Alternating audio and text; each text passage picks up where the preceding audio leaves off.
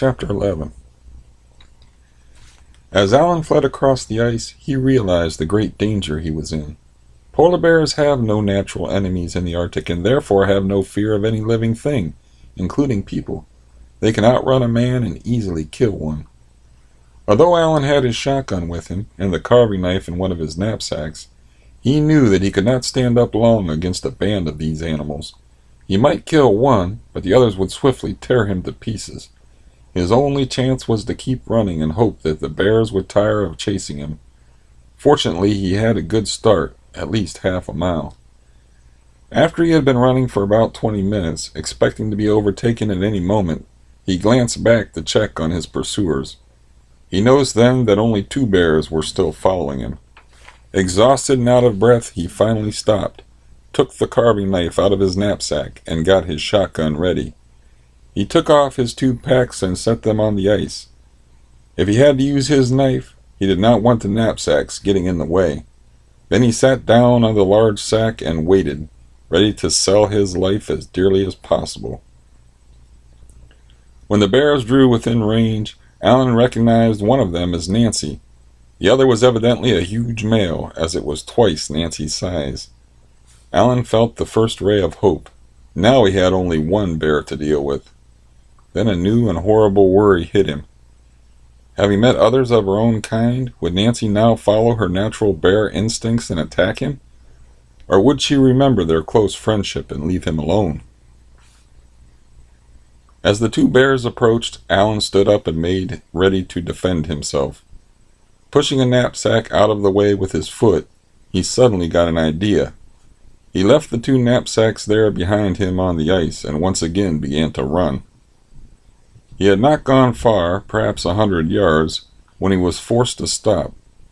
He was still so exhausted that he easily ran out of breath. He turned around, crouched down, and watched the animals come loping toward him over the ice. They reached the pair of knapsacks and stopped. The large bear stood up on his hind legs, and once again Allan felt that balloon of fear start to grow inside his stomach. The animal was huge.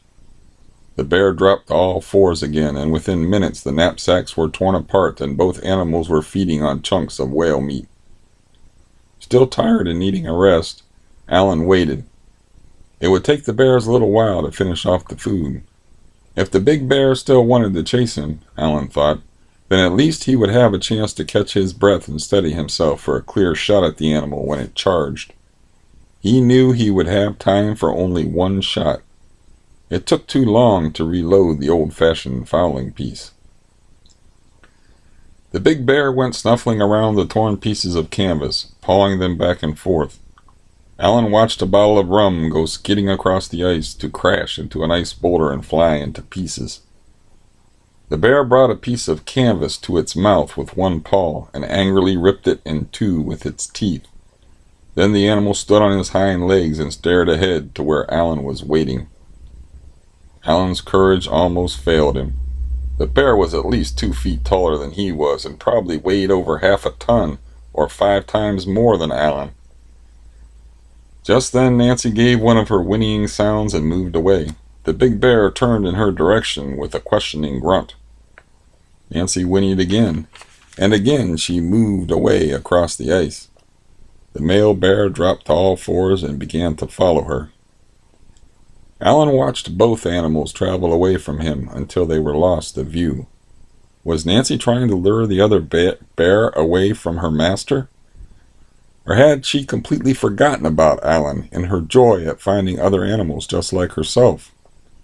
Allan couldn't tell, but at least he was out of danger for a little while longer.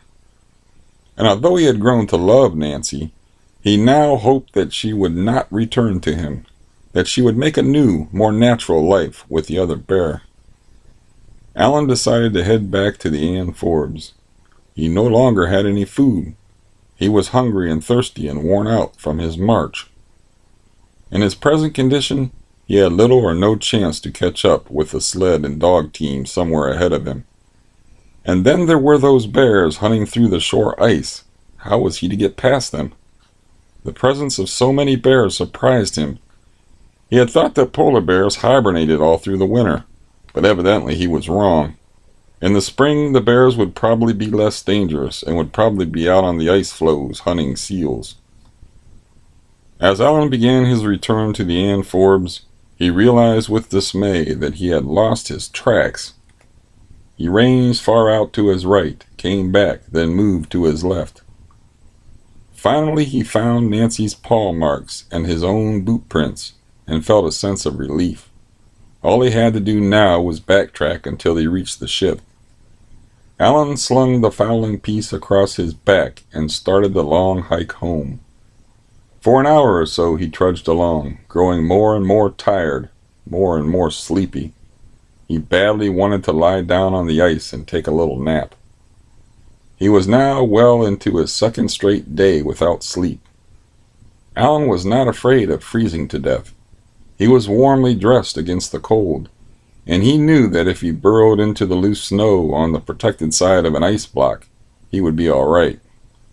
He could always make a snow tunnel, crawl in, and rely on his body heat to keep him warm.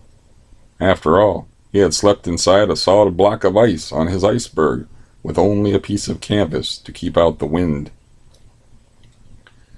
What worried Allan more than anything else was losing the trail. It was hard enough to pick out in the moonlight as it was, but with his eyes constantly closing, he was afraid of following a false trail and getting lost. On the other hand, he did not dare to make a snow cave, crawl inside, and go to sleep for a couple of hours. The weather might change and a fresh fall of snow cover up his old tracks, or a wind might spring up and blow snow over them. But he had to rest, for a little while at least. He placed the butt of his fowling piece on the trail and sat down on a large chunk of ice.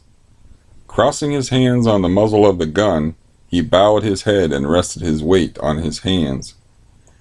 As soon as he dropped off to sleep, his body relaxed and he fell forward or sideways and woke up. He would then repeat the whole thing until he had managed 3 or 4 5-minute rests. Feeling somewhat fresher, he got to his feet and trudged on. Every hour or so, he would stop for half a dozen catnaps on his gun. It was funny the way things changed, he thought. Only a few hours before, he couldn't wait to leave the Ann Forbes. Now he couldn't wait to get back to the ship. It was between catnaps that he heard the sound of some animal coming up on his tracks. Quickly he snatched up the fowling piece and waited. It looked like a bear again, he thought. While the animal was still some distance away, Allan recognized Nancy. Soon she came up to him. Allan was overjoyed and hugged her. "Nancy, Nancy, my bonny lass, you've come back." Nancy lay down at his feet and tried to lick Allan's hand. "Nancy, wee pet, what's wrong?" Allan asked. Nancy groveled, as though she had done something wrong. "Nancy, Nancy, what is it? What's the matter?" "Ah, sure, what difference does it make? You're back, thank God." Now they could easily make it to the Ann Forbes, Allan thought. Even if he were to fall asleep, he could rely on Nancy to wake him up. And should he lose their outgoing tracks, he had no doubt that Nancy's sense of smell would lead them back to the cabin of the Ann Forbes. In his high spirits, he commanded Nancy, "Walk." Nancy got up on her hind legs and Allan linked arms with her. "And now, madame, I request the honor of walking you home." Nancy gave a clumsy waddle forward. Just then Allan heard a half bark, half snuffle behind him. He wheeled around to find a tall white column blocking the moonlight. There, a few feet away, towered the male polar bear.